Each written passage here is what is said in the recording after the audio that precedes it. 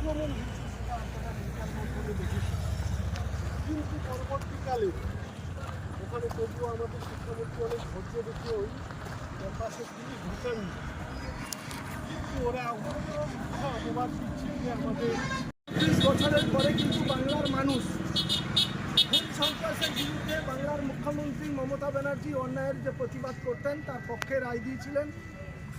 তারপর থেকে 2011 সাল থেকে আজকে 2025 বাংলায় যখন মমতা ব্যানার্জি বিভিন্ন ধরনের উন্নয়ন করছেন, যেটা রাজনৈতিক ইতিহাসে একটা নজির সৃষ্টি করেছেন।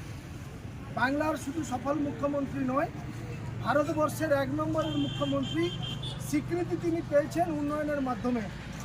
তখন ভারতীয় জনতা পার্টি, রাম বাম সকলে মিলে নানান ধরনের চক্রান্ত করার চেষ্টা করছে এবং সেই চক্রান্তের শিকার আমাদের শিক্ষামন্ত্রী ব্রাত্য বসু 1 মার্চ যাদবপুর বিশ্ববিদ্যালয়ে হয়েছেন।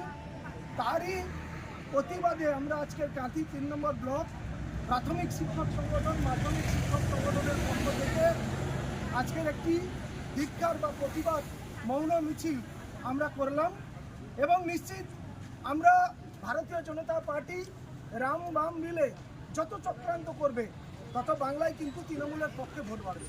ইতিপূর্বে আপনারা দেখেছেন যে যত মিথ্যা অপপ্রচার করার চেষ্টা করছে বাংলার বিরুদ্ধে, আমাদের প্রত্যেকটি নির্বাচনে কিন্তু উত্তরোত্তর ভোট সংখ্যা বাড়ছে।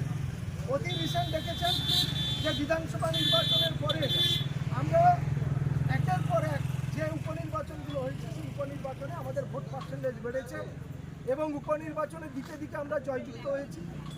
অতি রিসেন্ট দেখেছেন আমাদের কোঅপারেটিভ যে সমিতিগুলো নির্বাচন হচ্ছে, ভারতীয় জনতা পার্টি, রাম বাম মিলে গোয়ারা আছে।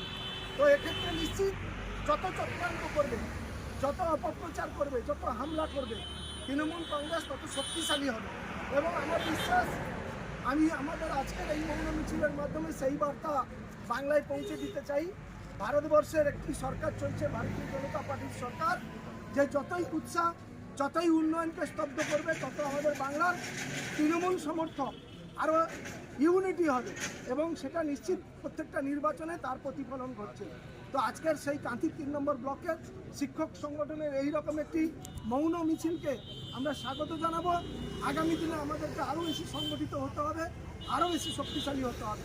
ভারতীয় জনতা পার্টিকে নিশ্চিত 2026-এর যে বিধানসভা নির্বাচন আসবে, পূর্ব মেদিনীপুর থেকে বাংলার মুখ্যমন্ত্রী সর্বভারতীয় নেতৃত্বে আমরা 16খানা আসন উপহার দিয়ে উন্নয়নের পক্ষে, শান্তির পক্ষে থাকতে চাই। আজকের কিন্তু শিক্ষক সংগঠন প্রতীকী হিসাবে আজকের সংগঠিতভাবে সেই বার্তা দিচ্ছে।